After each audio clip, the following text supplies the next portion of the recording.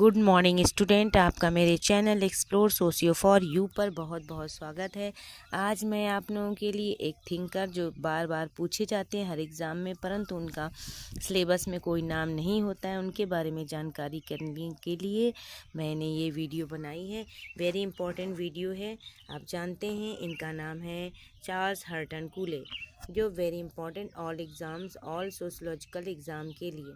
देखिए, इनकी बुक है 1891 में लिखी, the social significance of street railways.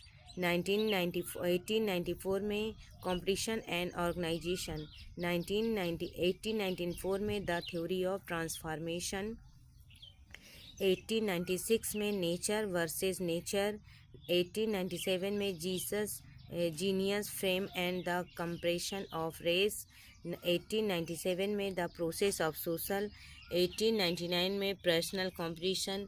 1902 में human nature and social order, जिसमें उन्होंने सामाजिक नियंत्रण की बात की थी और इसमें सामाजिकरण की अवधारणा भी दी थी। The decreasing of the rural population in the southern peninsula and Michigan, ये भी 1902 में उन्होंने लिखी है। ये वेरी इंपॉर्टेंट बुक है जो आप लोगों के लिए वेरी हेल्पफुल रहेगी। चार्ल्स कूले को आप जानते हैं। चार्ल्स कूले सामाजिकरण के सिद्धांत से जुड़े हुए हैं। चार्ल्स कूले सामाजिकरण के सिद्धांत से जुड़े हुए हैं।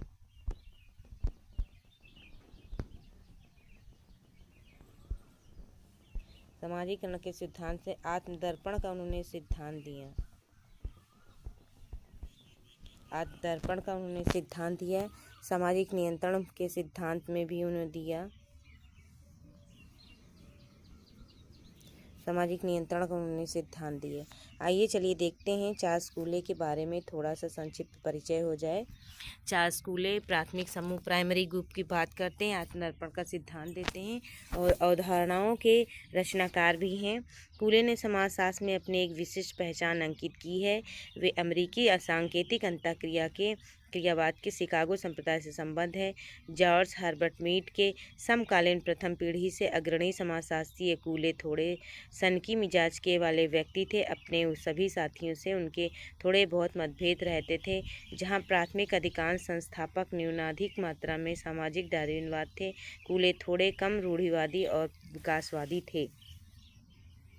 आइए देखते हैं। अगला है, कूले धर्म द्वारा प्रेरित थे, दूसरे लोगों के धर्म द्वारा प्रेरित थे। कूले अधिकांशतः कला प्रेमी रूमानी प्रकृति वाले व्यक्ति थे, जहां अधिकांश उनके साथी समाजशास्त्र को कठोर वस्तुनिष्ठ और विज्ञान बनाना चाहते थे। वहीं कूले एक आदर्शवादी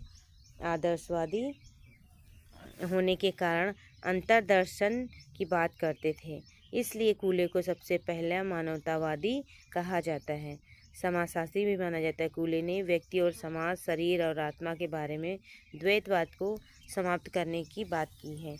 बीच अंतर संबंध स्थापित करने का प्रयास उन्होंने किया है। उन्होंने प्रकार्यात्मक और सावयवी समष्टि के रूप में कल्पना भी की है। सामाजिक विज्ञानों की एक मूल समस्या व्यक्ति और सामाजिक व्यवस्था के बीच पारस्परिक संबंधों की खोजने की है।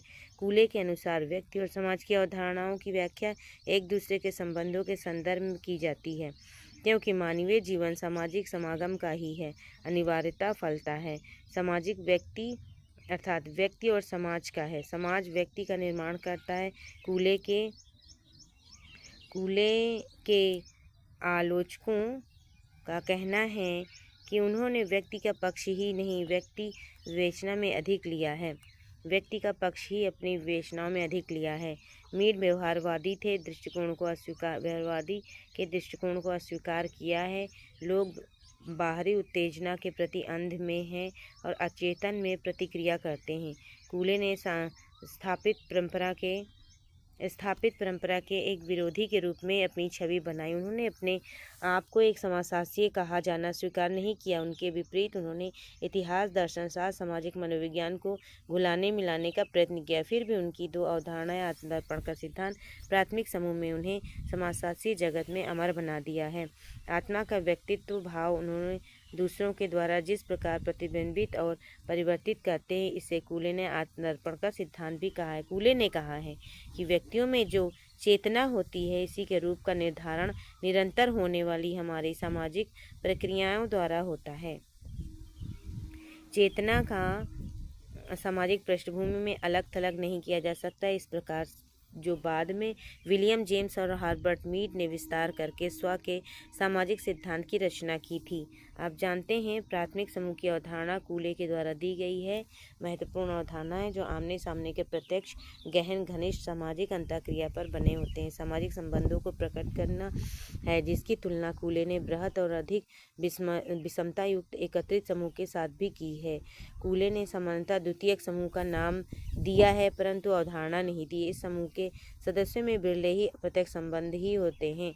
परिवार मित्रता समूह प्राथमिक समूह के हैं और श्रमिक संघ और राजनीतिक दल द्वितीयक समूह के कुछ उदाहरण हैं। कूले के अनुसार प्राथमिक समूह में ही आत्मदर्पण के भाव का उत्पन्न होता है। स्वकेंद्रित बालक यहीं से दूसरों पर ध्यान देना शुरू करता है और समाज एक सक्रिय सदस्य बन जाता है।